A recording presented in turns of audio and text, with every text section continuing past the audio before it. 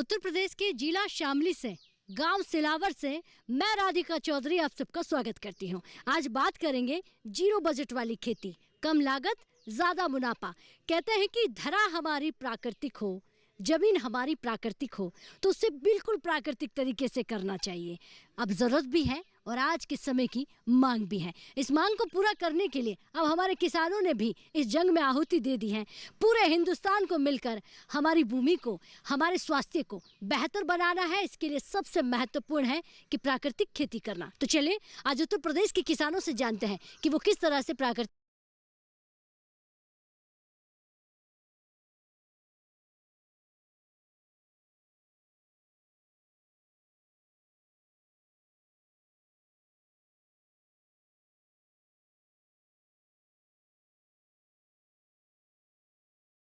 दिल्ली से हमारा सफर जो है उत्तर प्रदेश और उत्तर प्रदेश के शामली डिस्ट्रिक्ट में, और गांव है सिलावर। आज की चर्चा होने वाली है प्राकृतिक खेती और किसान और विज्ञान, बदलते हुए भारत की तस्वीर। बहुत स्वागत, एक बार जोरदार से तालियां भाई अपने आप के लिए।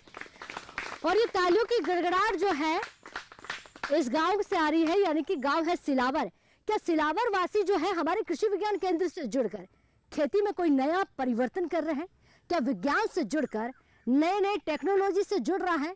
क्या विज्ञान से जुड़कर अपनी खेती की तस्वीर को बदल रहा है? इसके लिए हमारे साथ देखिए विज्ञान बैठे हुए हैं, कृषि विज्ञान केंद्र के तमाम अधिकारी हैं और हमारे अन्नदाता हैं। सबसे पहले तो मैं यहाँ पर जो अधिकारी हैं उन्हीं से पूछूं कि आखिर प्राकृतिक खेती का मतलब क्या होता है। सर खड़े हो जाइए। नमस्कार जी। नमस्कार, मैं डॉक्टर ओमकार सिंह कृषि विज्ञान केंद्र में सह निदेशक उद्यान के पद पर कार्यरत हूँ और प्राकृतिक खेती का कार्य भी मैं देख रहा हूँ। तो इसका मतलब प्राकृतिक खेती कराने का जिम्मा आप पर है। तो जाहिर सी बात है इस गांव की अगर मैं जनसंख्या पूछूं तो कितनी होगी? 10,000 के आसपास, यानी कि 10 से 11,000 के आसपास की है।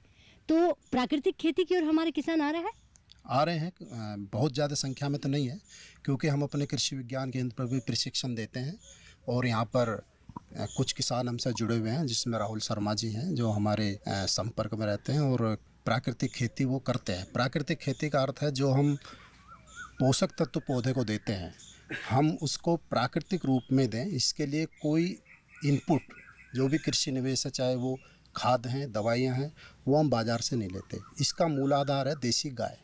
हम एक देसी गाय रखेंगे, उस देसी गाय का गौमूत्र और उसका गोबर, उसको हम इस तरह से यूज करते हैं कि हम उससे पोषक तत्वों की भी पूर्ति करते हैं और जो कीटनाशक या फफूंदीनाशक बना करके जितनी बीमारी या कीड़े आते हैं उनको भी कंट्रोल करते हैं। जैसे पोषण के लिए हम जीवामृत का उपयोग करते हैं, घन जीवामृत का उपयोग करते हैं।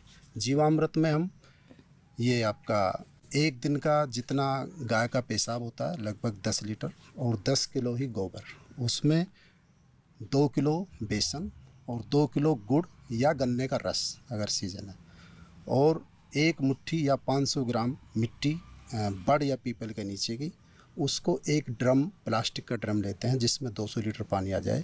तो ये कुल मिला के हमारा 20 किलो ये आइटम हो जाएगा। उसके 180 लीटर पानी, इसको मिला करके हम ऐसे स्थान पर रखते हैं जहाँ पे डायरेक्ट धूप ना आए और उसको टाट की बोरी से ढक देते हैं। उसको फिर हम घड़ी की दिशा में एक लकड़ी की डंडी से उसको घुमाते रहते हैं और ये हमारा लगभग 7 दिन में तैयार हो जाता है। इसको हम घड़ी की दिशा में घुमाते हैं डेली, क्योंकि उसमें ये होता है कि गाय के गोबर में 1 ग्राम में 300 से 500 करोड़ बैक्टीरिया होते हैं, जो हमारी भूमि में लाभदायक बैक्टीरिया है। क्योंकि उन्हीं जब वो अपने क्रियाशील होते हैं तो वो पौधे, जो भी भूमि में हमारा उर्वरक है, उसको न्यूट्रिशन को पौधे को उपलब्ध कराते हैं। तो उनकी संख्या हमारी ज़मीन में बढ़ती है और जब उसमें कार्बनिक पदार्थ बढ़ता है तो जो हमारे बैक्टीरिया हैं लाभदायक, जैसे एक्टिनोमाइसीटीज है, राइजोबियम है, एजोटोबैक्टर है, कुछ नाइट्रोजन स्थिरीकरण बैक्टीरिया हैं, उनको पोषण मिलता है, वो अच्छे से अपना कार्य करते हैं।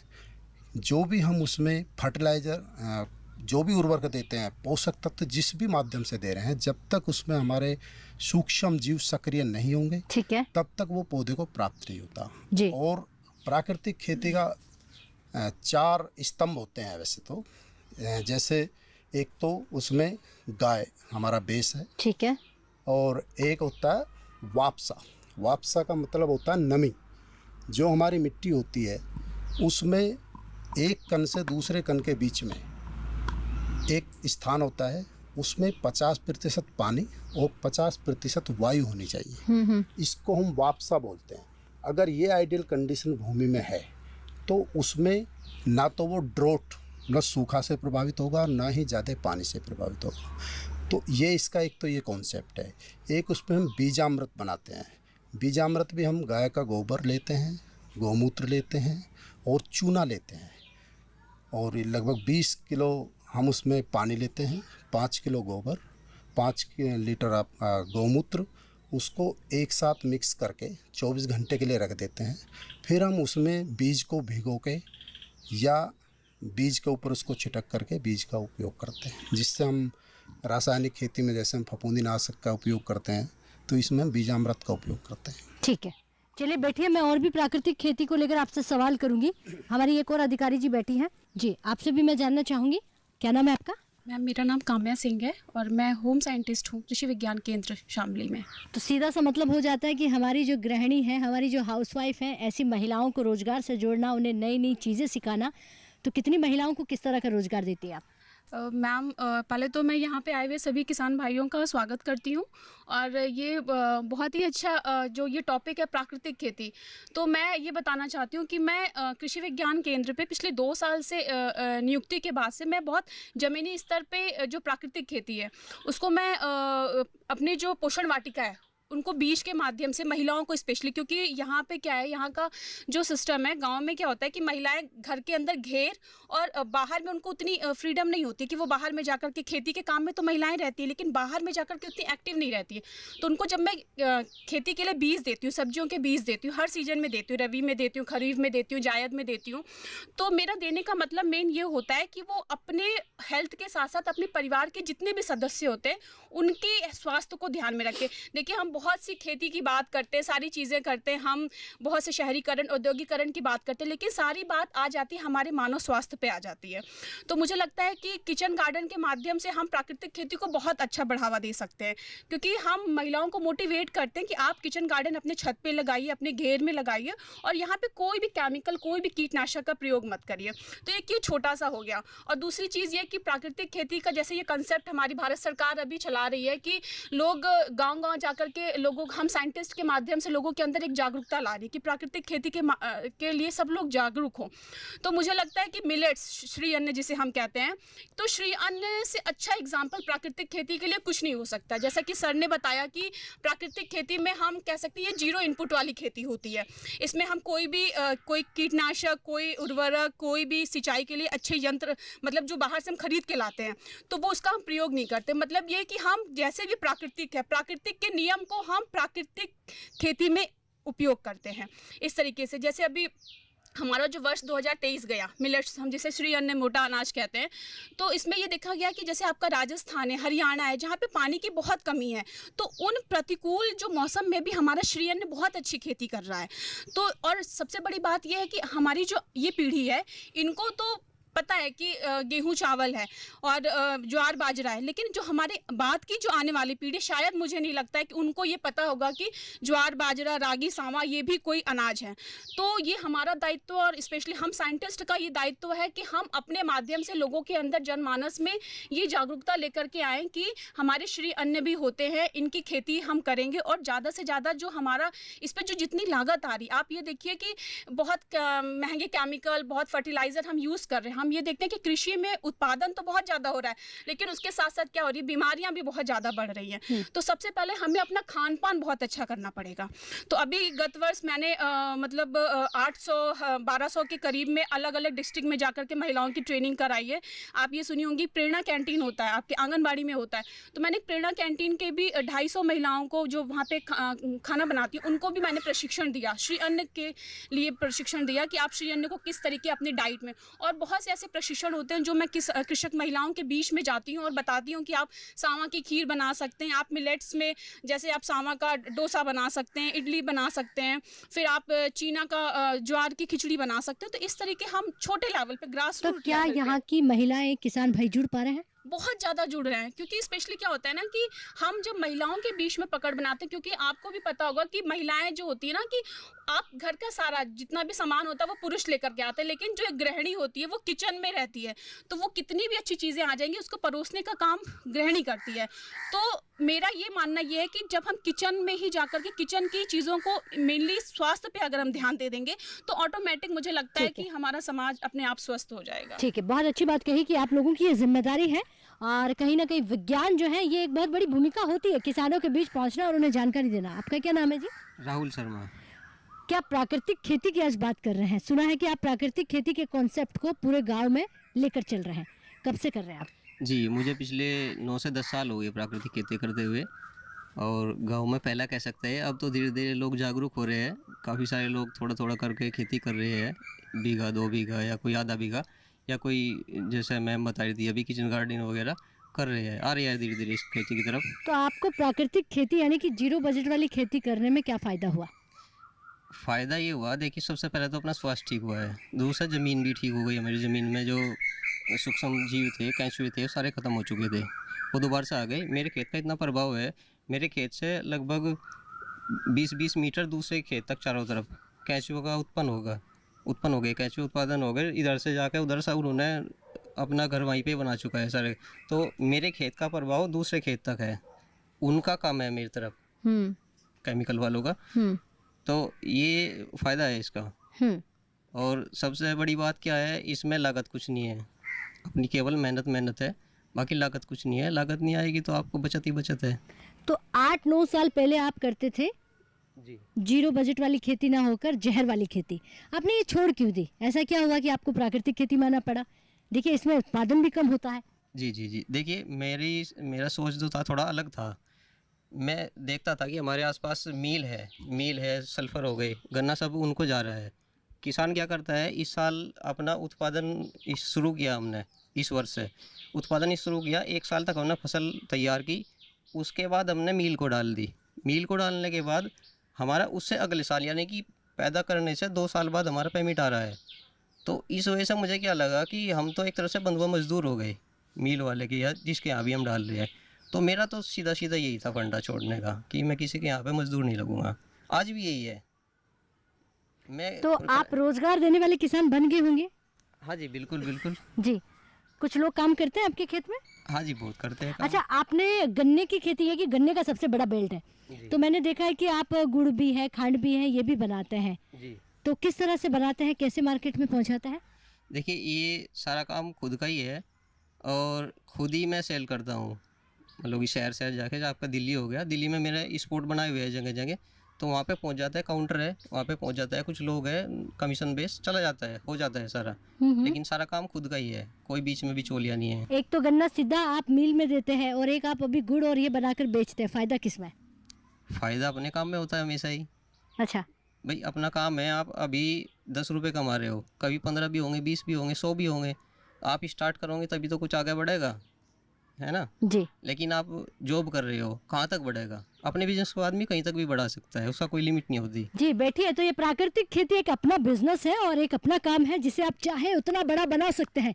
लेकिन सोचने वाली बात है कि माननीय प्रधानमंत्री जी का जो सपना है, जो विजन है कि हमें घर घर खेत खेत तक प्राकृतिक खेती को बढ़ावा देना है, हमारी धरा को, हमारी जमीन को बहुत अच्छा बेहतर बनाना है, इसकी जिम्मेदारी विज्ञान की होती है। जी नमस्कार जी, क्या नाम है आपका? मेरा नाम राजदेव सिंह, गांव सिलावर।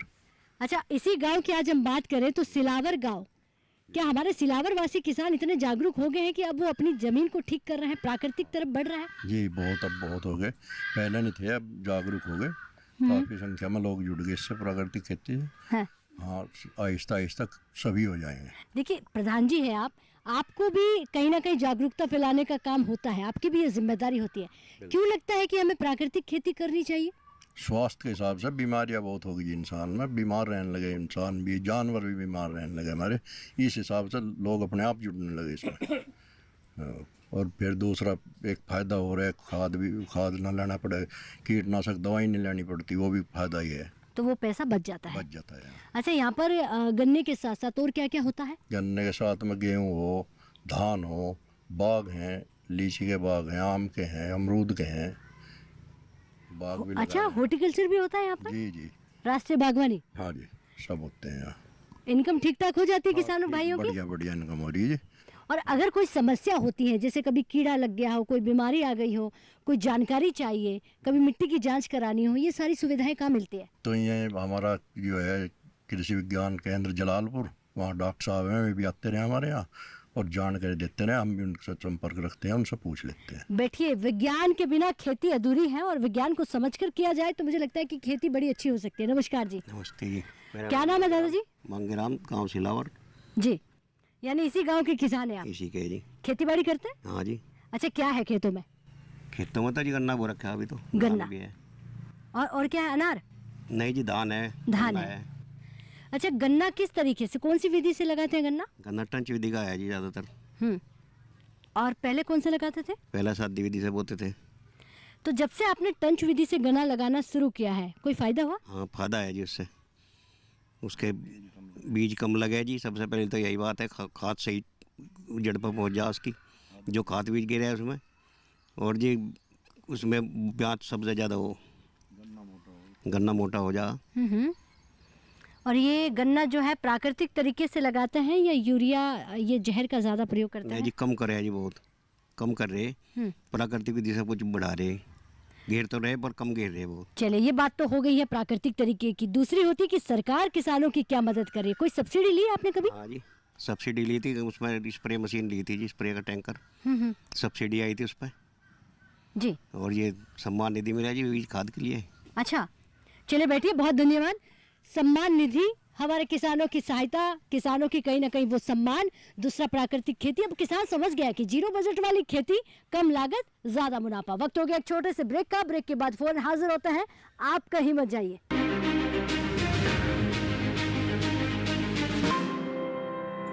हर जोखिम से निकल कर फसल आए, सुरक्षित हो जाए। फसल बीमा से हर किसान अब आत्मनिर्भर हो जाए। अब सूखा पड़े या बाढ़ आ जाए, कोई डर नहीं। अब ओले पड़े या कीट पतंगे फसल खा जाए, कोई फिक्र नहीं।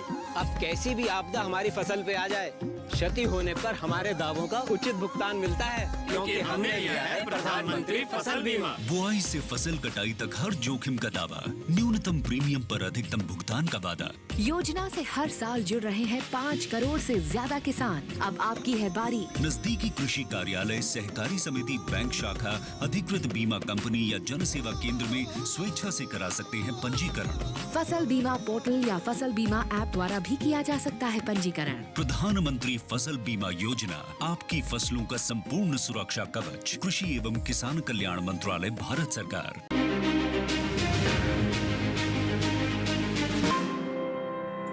तो ब्रेक के बाद सिलावर वासियों का, उत्तर प्रदेश वासियों का बहुत स्वागत। चर्चा को आगे बढ़ाते हैं। बात हमारे अन्नदाताओं की हो रही है, बात खेती बाड़ी की हो रही है। जी, आपसे भी पूछूंगी सर, खड़े हो जाइए। नमस्कार जी। नमस्कार मैम। क्या नाम है आपका? Ma'am Shivraj Singh ma'am. शिवराज जी, अन्नदाताओं पर ध्यान जा रहा है कि नहीं जा रहा है, चाहे वो विज्ञान की बात करें या फिर सरकार की? बिल्कुल मैम, अन्नदाताओं पर बिल्कुल ध्यान जा रहा है मैम। शहर में रह रहे हैं मैम, सभी को मतलब अन्न प्रदान करते हैं सभी को मैम, तो सभी का ध्यान रखते हैं मैम अन्नदाता। तो प्राकृतिक खेती कैसे करनी होती है, करते हैं मैम? हाँ, मैं अब कुछ करना शुरू कर दिया मैम। अच्छा। हाँ जी, अब तक एक ही स्प्रे मैंने किया और बाकी कुर्डी खाद मैम, ये गोबर का खाद जो होता है मैम, उसका ज़्यादा इस्तेमाल किया मैंने। जो 5 स्प्रे करने वाले पड़ोसी का खेत और आपके खेत में कोई बदलाव हुआ? मैम थोड़ा ये है कि मेरा थोड़ा डाउन है, उनका थोड़ा सा मतलब ये है कीटनाशक से उनका मतलब अब नए नए मैम कीट भी आ रहे हैं, मतलब कितनी दवाई इस्तेमाल कर लो कि वो दवाई भी मतलब काम नहीं कर पा रही आजकल।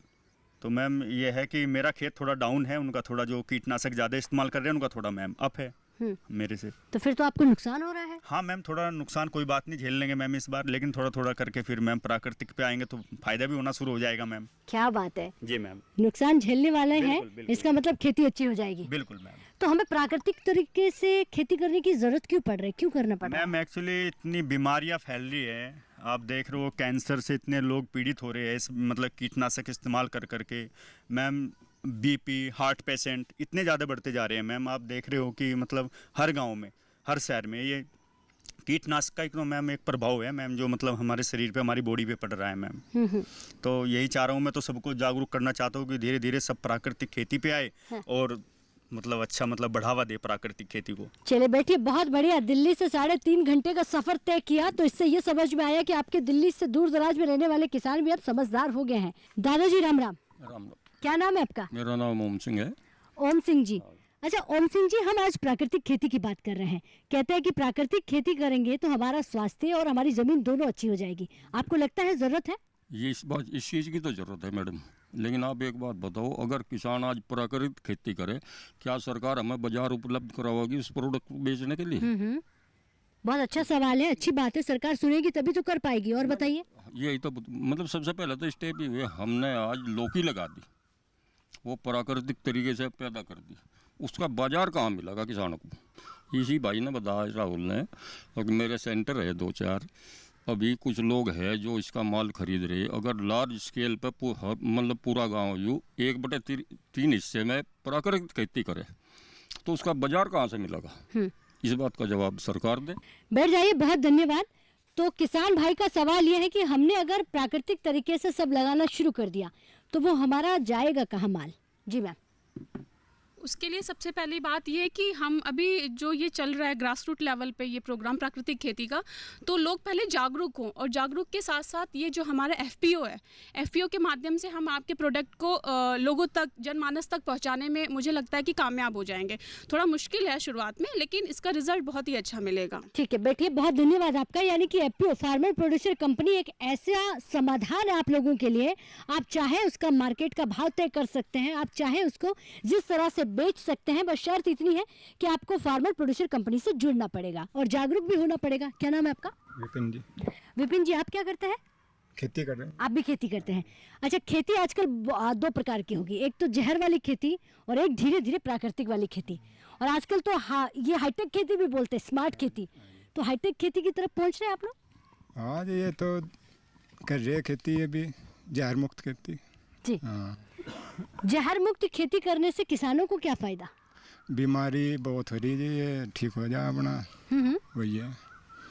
अच्छा, यहाँ पर 2000 रुपये सम्मान निधि मिल रही है आपके घर को? हाँ, ये तो सबको मिल रही है। सबको मिल रही है। और अगर किसी मशीनरी पर सब्सिडी लेनी हो, जानकारी लेनी हो, तो कृषि विज्ञान केंद्र से कोई मदद मिलती है? हाँ, हमने खेती में वो पाइप दबाई थी, उस पर मिली थी। अच्छा। हाँ जी, ड्रिप सिंचाई पे। अच्छा, ड्रिप सिंचाई पे मदद मिली है। अगर कभी भी मदद चाहिए तो मदद मिलती है? हाँ जी, कृषि विज्ञान केंद्र में चले जाओ जी, यहाँ से जलालपुर, वहाँ मिल जाओ जी। आज से 10 साल पहले वाली खेती और आज वाली खेती में क्या परिवर्तन आ गया? पहले आलू से खेती थी जी, अब ट्रैक्टर आ गई, मशीन आ गई। खेती में विज्ञान का होना कितना ज़रूरी है? ये डॉक्टर साहब जी बताओ, जहाँ या बीमारी आ गई तो इस पे दवाइयाँ कर दो या कुछ कर दो। ठीक है, बैठिए, बहुत धन्यवाद। कि किसान को विज्ञान से जुड़ना पड़ेगा। और मेरी निवेदन हमारे एग्रीकल्चर से भी है कि बार बार इन लोगों के बीच पहुंचे ताकि विज्ञान को ये समझ पाए। जी, आप भी खड़े हो जाइए। क्या नाम है आपका? सुभाष जी। सुभाष जी, खेती प्राकृतिक खेती या फिर जहर वाली खेती? जहर वाली चल रही है। अच्छा, तो अब आपको प्राकृतिक खेती की तरफ आना होगा। आज की चर्चा में क्या सीखा आपने?